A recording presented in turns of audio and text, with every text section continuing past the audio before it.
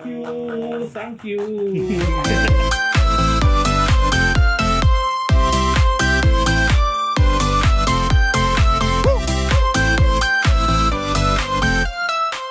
Halo YouTube, kembali lagi kita di channel YouTube kita di Whatever Channel. Woo!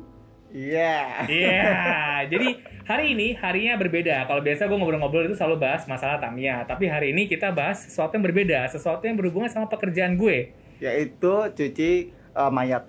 Ya, kita berdua kerja di cuci mobil kebetulan. Enggak deh.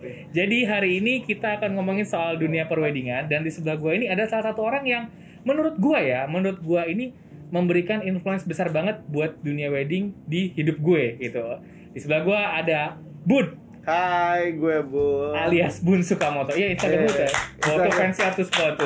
Thank you semua. Oke, semua dapat 75.000, semua dapat 75.000. Terima kasih. Jadi hari ini kita lagi in the middle of the wedding. Kita lagi mau ngobrol-ngobrol santai sama Kobun ya. Gue manggilnya Kobun karena Bun lebih tua dibandingkan gue. Bohong, dia lebih tua. Gajir mukanya boros. Kobun, mau nanya dikit dulu nih ya, ngomong masa dunia wedding nih ya. Dari mana sih awalnya lo tuh bisa sampai terjun ke dunia wedding? Karena denger-dengar dulu tuh lo bukan orang weddingan cuy. Bukan gue. Gua itu jual roti. Bukan. Oh. Gue sebenarnya dulu ngangon kebo. Oh. Gimana cerita dong? Dulu gue itu sales mobil. Sales mobil. Tapi sebelum sales mobil itu gue memang sudah punya kamera buat kerja sampingannya moto. Oh, oke. Nah, kenapa gue milihnya jalur wedding? Karena gue pikir wedding itu banyak tantangan sih. Ada, cuman yang gue pikir itu wedding itu sentimental sih, emosional banget ya. Emosional banget. Jadi gue suka yang namanya momen-momen yang nggak bisa keulang di wedding. Dibanding lu kalau foto produk, foto model gitu kan, karena kalau foto model atau produk itu kan mostly itu sesuatu yang bisa diatur dengan kalau wedding itu kan dia bergerak dengan sendirinya. Oh, jadi spontan ya. Ya gitu. Dan emosi-emosi yang ada di dalamnya tuh menurut gua kayaknya berharga buat di capture itu sih. Jadi intinya lu terjun ke dunia wedding tuh karena ada momen-momen yang sebenarnya spontanis banget dan itu menimbulkan emosi ya. Ya, gitu, betul. Kayaknya kalau gue lihat nih, lo itu mau membuat momen itu bisa dikenang sampai timeless, bener nggak? Betul. Gitu. Iya dong. Betul. Benar. Nah, sekarang jadi pertanyaan adalah bagaimana awal memulainya? Kan teman-teman mungkin kalau ada yang nonton kayak gimana sih cara memulai jadi seorang fotografer wedding gitu loh. Kok lo bisa sih terjun di dunia wedding gitu? Kok bisa sih sampai sini? And then kok lo bisa sih sampai punya kamera yang begini gitu. Okay. Itu kan pasti punya proses dan yang pengen gue tahu adalah bagaimana proses awalnya. Jadi proses awalnya sih gue pertama kali wedding itu saudara gue lagi wedding. Memang saudara gue waktu itu lagi nikah dan gue punya kamera. Jadi pakai kamera apa? Dulu boleh sebut merek? Boleh. Oke, dulu gue pakai Nikon D3100 itu buat new entry. Mono. Ya, oke. D3100 itu buat new entry gitu. Gue beli tahun itu 2011 kayak 6 jutaan gitu masih 6 jutaan ya. Dengan lens sakit saudara gue wedding gue fotoin gitu dan menurut gue menarik gitu. Jadi dari situ lu mulai jatuh cinta. Jadi sempat gue fotoin kayak birthday party juga. Sweet 17 ya mungkin yang ngomong ya. Itu lebih ke yang anak 1 tahun, 2 tahun kayak gitu. Gue fotoin itu juga pas gue fotoin tapi rasanya beda sama waktu gue di wedding. Terus gue ditawarin kerjaan sama temen gue namanya Fernandi. Fernandi ini videografer atau fotografer nih? Fotografer. Terus? Nah, temennya si Bewok juga. Nah, gue waktu itu sama Pian juga. Pian itu udah. Nah, gue di sana ditawarin kerjaan. Coba yuk wedding, gue ikut. Nah, dan dari situ gue mulai ibaratnya kecebur lah ya. Ternyata di wedding itu ternyata banyak hal yang gue nggak tahu dan banyak hal yang precious moment banget kita buat tangkap gitu sih. Itu sih menurut gue, dan dari situ ya udah gue sampai sekarang gitu. Maksudnya gue jatuh cinta, jadi gue kayaknya udah gue ke wedding aja gitu. Dan gue punya gue punya style, mimpi. Bukan mimpi sih. Salah. Jadi saya tahu gue. Jadi kayak misalnya gini. gue punya apa ya gue bilang gini. Apa ya? Jadi kayak visi gue ya, kayak bukan Ah. visi sih, kayak mungkin gue melihat sebuah foto itu adalah sesuatu yang tadi lu bilang harus timeless dan bisa dikenang sampai kapanpun. Jadi gue jadi mungkin ke bawah sama style foto gue juga kali ya. Gue jadi kejar momen gitu, kejar momen biar nanti one day kita udah tua kita bisa lihat lagi ini dulu gue kayak gini. Oke. Gue ketemu itu waktu gue melihat foto-foto kecil gue. Oke. Foto masa kecil lo. Iya, jadi saat gue lihat foto-foto masa kecil gue, ternyata gue itu pernah ada di masa itu dan seperti gue kembali ke masa itu. Waktu gue melihat foto gue masa kecil. Jadi menurut gue foto itu adalah mesin waktu. Nah, time machine. Nah gitu. Jadi gue punya apa ya namanya? Gue punya filosofi lah ya dalam hidup. Kalau foto itu time machine. Nah itu sih. Bukan wash machine ya? Bukan. Beda itu ya. Beda. Apalagi war machine. War machine sih. Iron Man ya. Oke, jadi kalau teman-teman mungkin mau tahu, kadang kan kita lihat kalau hasil foto orang tuh bermacam-macam ya.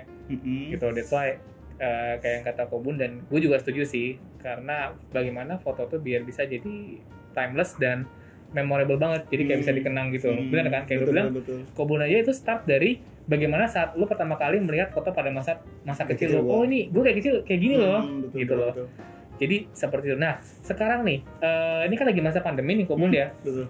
Teman-teman juga pasti fotografer atau videografer atau apapun lah yang bergerak di bidang event, tidak cuma wedding gitu loh. Itu pasti kan struggle banget untuk menghadapi saat-saat seperti ini gitu loh. Apa kendala yang lu temui pada saat pandemi dan bagaimana lu bisa sampai survive sampai detik ini? Gue survive ya. Lu survive loh Kobun, maksudnya? Oke. Mungkin gue survive juga karena terbantu, karena gue di salah satu brand, boleh sebut brand gue? Boleh. Gue salah satu fotografer in-house di Ohana Pictures. Jadi di situ gue dibantu juga, maksudnya dalam artian kita semua lagi masa-masa nggak enak sih. 2020 tuh benar-benar masa-masa yang setuju. Kayaknya semua orang kayaknya perjuangan keras gitu kan, gitu. Nah dari situ gue struggle-nya ya mungkin dari pekerjaan gue yang apa yang gue saving ya paling kehidupannya struggle-nya dari situ, maksudnya berjuangnya dan bertahannya tuh dari situ, apa yang sudah gue simpan kemarin. Gue juga sempat jual kamera gue karena serius sempat jual kamera gue karena parah banget sih. Waktu itu kan memang kondisi keuangan pasti hancur semua kan. Iya parah, drop banget. Gue jual kamera gue untuk biaya hidup gitu. Jadi kamera gue itu investasi gue juga bilang kayak gitu. Walaupun investasinya kalau elektronik kan pasti berturun kan. Iya, elektronik pasti jatuh sih. Cuman maksudnya kan kalau sampai menjual kamera, which is kayak kamera itu kan salah satu apa ya, dibilang senjata ya, senjata untuk lo dalam di dunia wedding ini gitu loh, ya kan. Itu kan kalau sampai lo jual kan, menurut gue sih ya itu drop banget sih. Ya drop banget, parah. Tapi at the end lo survive ya. I mean survive karena sekarang lo berganti kamera cuy. Dulu jadi sepengetahuan gue, Kobun ini pakainya Sony. Yes, bener nggak sih? Betul. Benar. Kobun dulu pakai Sony A72 ya Kobun ya. Nah sekarang ini dia beralih apa ya? Kalau kita orang-orang ngomong kasarnya berpindah agama gitu loh. Berpindah agama. Jadi dia pindah jadi pakai Fuji. Boleh tahu nggak sih Kobun kenapa sih kok beralihnya jauh gitu loh? I mean Sony itu kan full frame ya Kobun ya. Bener. And then sampai ke Fuji. Gue tidak bilang Fuji jelek loh ya. Betul. Karena gue dulu pernah cobain ya kan. Tapi sekarang sampai ke Fuji yang notabene secara sensor itu dia APS-C gitu loh. Kenapa Kobun? Jadi gue pakai Fuji itu malah sebelum pakai Sony sebenarnya. Jadi waktu gue pakai Nikon. Itu bukannya Leica ya punya lu ya? Sempat punya juga. Jadi gue sempat gue pakai Nikon dulu. Nikon dari zamannya mirrorless naik. Iya. Nah, gue beli Fuji Film. Nah, setelah gue pakai Fuji Film, keracunan lah teman-teman gue pakai Sony gitu. Sony itu menarik sih menurut gue dari segi sensor ya, full frame ya kan. Iya, mirrorless terus gue akuin buat videonya juga keren kok gitu. Gue karena sempat beberapa kali gue bikin video menggunakan kamera itu. Terus gue punya Leica juga, gue beli cuma bertahan sebentar, gue bosen. Kenapa lu bosen? Mungkin waktu itu gue masih belum tahu cara pakainya kali. Masih belum tahu selanya ya. Terus habis itu gue balik lagi ke Fuji. Kenapa sih gue pilih Fuji? Ya pertama sih warnanya itu Fuji itu apa ya, enak gitu, langsung pas gue foto warnanya langsung jadi gitu. Warnanya tuh unik sih, warna-warnanya dia tuh unik gitu. Jadi dan kenapa gue pilih Fuji juga, kecil, dan gue suka model kamera jadul gitu loh. Gue suka rangefinder gitu, tipe-tipe kamera rangefinder ini gue suka banget gitu. Terus karena gue sudah pemakai X-Pro dari X-Pro 1, X-Pro 2 sampai sekarang X-Pro 3, jadi gue suka dengan keretroannya dia, dengan teknologi di dalamnya. Itu gue suka sih. Jadi ya kenapa gue pilih Fuji ya itu sih salah satunya. Karena Fuji itu punya karakter warna sendiri. Ya betul. Jadi di sini gue nggak bermaksud, kita berdua tidak bermaksud buat menjelekkan brand lain. Cuman emang karena kebetulan Kobun tuh perjalanan kameranya pakainya kayak gitu, dari betul. Sony, Fuji sampai Leica, balik Fuji lagi, gitu loh. Dan emang ini cakep banget sih. Nah, Kobun, ngomongin masalah dunia wedding nih Kobun ya. Mungkin banyak teman-teman di luar sana tuh yang bertanya-tanya kayak gini, apa sih sebenarnya yang membuat foto itu jadi bagus gitu loh? Ngerti nggak sih lo? Kadang-kadang ada orang-orang kayak, oh foto yang dia bagus, foto dia nggak bagus gitu. Itu apa? Kalau dari pendapat lo nih, gue misalnya mau nanya pendapat kayak gimana sih parameter sebenarnya? Apa ada nggak sih parameter yang bisa bilang kayak foto ini bagus, foto ini enggak gitu loh? Mungkin dari pola pandang kita sih, menurut gue. Karena bagus itu gimana cara kita lihat sih. Kalau menurut gue ya, mungkin kalau menurut gue bagus, menurut gue nggak bagus, mungkin karena itu dari cara pandang kita aja yang masing-masing beda. Tapi kalau menurut gue foto yang berkesan itu adalah foto di mana lu berdiri di tempat yang tepat, di waktu yang tepat, dengan angle yang tepat, dengan mungkin pemakaian lensa dan exposure semuanya tepat, momennya tepat, jadi semuanya perfect. Itu sih menurut gue. Oh, oke. Gitu. Jadi sebenarnya tidak bisa dibilang kalau foto tuh nggak ada yang bagus, nggak ada yang jelek. Karena semua tergantung perspektif orang-orang yang beda-beda. Betul. Bahkan yang gambarnya blur sekalipun menurut gua itu ada maknanya kok gitu. Jadi menurut gua kan suka gambar-gambar yang rada-rada blur gitu kan. Parah gitu kan. Sama kayak gua. Kita satu tipe nih kebetulan. Gua ngerasa gini, foto blur itu bukan berarti nggak ada maknanya. Ada maknanya, cuman mungkin si penyampainya itu nggak bisa ngomongin via kata-kata, tapi dia via gambar. Nah kayak gitu. Jadi menurut gue gambar itu nggak ada yang salah, nggak ada yang benar, tapi gimana cara kita perspektif lihatnya aja, udah gitu. Kita nggak suka berarti bukan berarti gambar kita jelek, betul gitu. Tapi kita suka juga bukan berarti gambar lu bagus, gitu. Balik lagi yang tadi gue bilang, kalau misalnya gambar bagus atau berkesan sih menurut gue ya lu berdiri di tempat yang tepat, exposure-nya segala macamnya tepat, lensa pakai tepat, pokoknya momennya tepat, iya waktunya tepat, udah semuanya kan perfect gitu ya. Nah itu sih menurut gue. Gitu. Tapi nggak apa-apa sih, maksudnya kan setiap orang tuh punya kayak perspektifnya masing-masing gitu loh guys. Nah terakhir nih Kobun, sebelum kita menutup obrolan kita di sore hari ini. Kok cepet banget sih? Aduh, udah mau lanjut wedding kan cuy, gila gue lagi kerja loh dia. Kita lagi kerja guys. Kita mau kerja guys. Wedding, ya kan? Jadi Kobun terakhir nih, mungkin Kobun kan salah satu orang yang di dunia wedding sudah cukup lama. Emang sih di atas langit masih ada langit. Betul, cuman ketika gue di sini, lo adalah langit di atas gue gitu. Kayaknya enggak deh. Enggak, kita sama. Kayaknya terbalik deh, gue di bawah. Kagak anjir, apaan sih? Enggak, mungkin gue pengen minta saran buat dari lo, buat teman-teman di sana yang mungkin nonton, yang mungkin kayak entah itu baru belajar motret atau mungkin baru menggeluti dunia wedding, atau mungkin mereka kayak stuck di dunia wedding yang kayak kok gue di sini-sini aja ya gitu loh. Ada advice gak sih buat mereka itu gitu loh? Oke, kalau buat yang baru kali ya. Ya, boleh yang baru. Kalau misalkan lo mau tahu dunia wedding seperti apa, yang lo perlu tahu, ya lo harus ikut sih dunia wedding itu kayak gimana, lo harus ikut. Misalkan gini, temen lo adalah salah satu fotografer wedding, ya lu tanya sama dia, boleh nggak ikut buat di weddingan? Nggak apa-apa, lu nggak usah dibayar gitu. Belajar karena menurut gue pengalaman itu benar-benar jauh lu dapetin lebih daripada lu dapetin uang sih gitu, karena pengalaman yang bikin lu terus grow up sih menurut gue gitu. Pengalaman itu yang bikin lu dapat semua input gitu. Jadi menurut gue kalau yang baru mau belajar dunia wedding ya nggak apa-apa, ikut aja ikut banyak tanya sama temen-temennya. Terus mungkin kalau di hari H ya lihat kondisi sekitar gitu, apa aja yang lu mungkin bisa lihat dan temen lu nggak lihat gitu. Misalkan dulu berdiri di tempat yang asik, bukan di tempat temen lu yang berdiri, mungkin lu punya angle tertentu, capture aja gitu. Nah kalau bicara stuck, gue juga pernah stuck sih di dunia wedding. Sama. Gue ngerasa lumayan, kok foto gue gitu-gitu doang, gue lebih kayak gitu foto-foto. Kok nih prosesi cuma gini-gini doang ya. Nah dari situ gue belajar buat wedding itu bukan sekedar prosesi. Wedding itu elemennya banyak.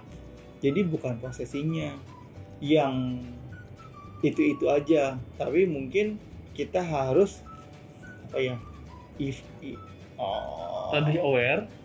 aware. Terus kita foto kita harus berevolusi gitu loh. Gitu. Lu harus berevolusi foto-fotonya untuk melihat sekitar itu lebih dalam lagi. Gitu. Okay. Wedding itu kan gak cuma groom and bride, ada mama papanya, ada adiknya, ada temen-temennya, ada kondisi di mana sebenarnya tuh wedding itu misalkan lo di kamar, kadang-kadang kamar itu berantakan, gak apa-apa, shoot aja gitu. Karena wedding itu nggak cuma ditampilkan yang cakep-cakep juga sih menurut gua. Betul, karena ada hal-hal konyol ya. Betul, ada hal-hal yang lucu gitu. Yang lucu, yang agak berantakan, tag aja udah gitu menurut gua. Dan lu coba belajar lihat dari sisi situnya yang lu nggak lihat gitu. Kayak gitu sih. Kalau menurut gua sih, kalau lu stuck ya udah lu coba lihat sekitar. Dan kalau lu stuck di wedding, coba hal-hal lain. Lu bawa. Gua waktu itu pernah stuck di wedding.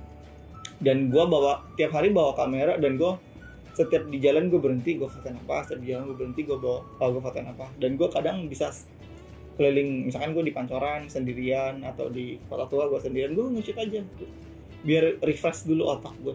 Gitu. Ini saran yang bagus banget ya teman-teman. Jadi once again terima kasih Kobun sudah menyempatkan waktu buat mampir di channel ini. Terima kasih, semoga bermanfaat ya teman-teman apa yang kita share pada hari ini. Buat teman-teman yang mau lebih tahu lagi tentang misalnya hasil fotonya Kobun kayak gimana, itu bisa follow Instagramnya Kobun ya. Boleh. Di Instagramnya gue namanya My Name is Bun. Yes. Jadi nama saya Bun kalau itu @mynameiSbun. Nanti kalau teman-teman bingung bisa cek di description di bawah. Itu nanti aku akan kasih linknya semua. Sama intinya adalah bagaimana kita melihat sisi dari wedding itu lebih dalam lagi. Oke. Seperti itu ya. Terima kasih Kobun, dan jangan lupa juga buat teman-teman di seluruh sana, jangan lupa buat selalu like video ini kalau teman-teman suka, dan tentunya jangan lupa juga buat selalu subscribe channel Weather Channel, karena subscribe, like, bahkan komen dari kalian sampai julitan kalian itu membuat channel ini jauh lebih baik. Rian Widaya, Bun di sini. Kita sign out. Kita ketemu di episode selanjutnya. Dadah. Ciao. Thank you. Thank you.